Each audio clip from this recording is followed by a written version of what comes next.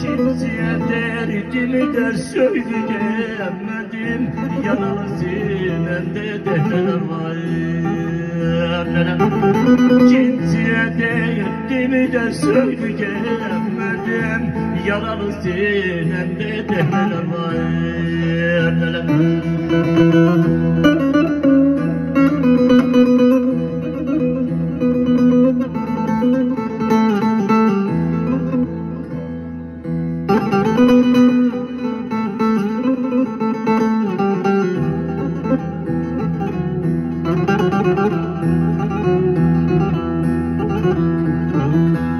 Boş yalan dünyada gülmedi yüzüm, ağlayan ağlayada kor oldu gözüm.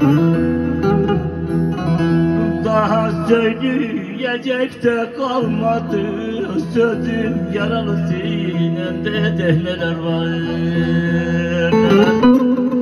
Daha söyleyecek de kalmadı sözüm, yaralı sinemde dehneler var. Aman azdan üstümde bir odada yatarım, sağma soluma yastık atarım.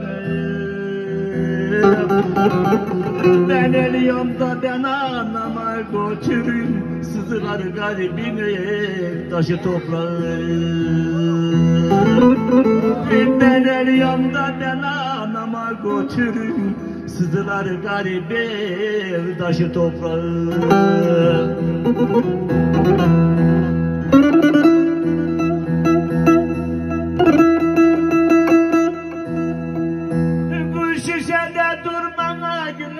Bozulmaz, benim derdim mektublara yazılmaz. Ağlamayın derim anam, gözlerim durmaz, diyar gurbette yavrum var benim. Ağlamayın derim, gözlerim durmaz, diyar gurbette kuzum var benim.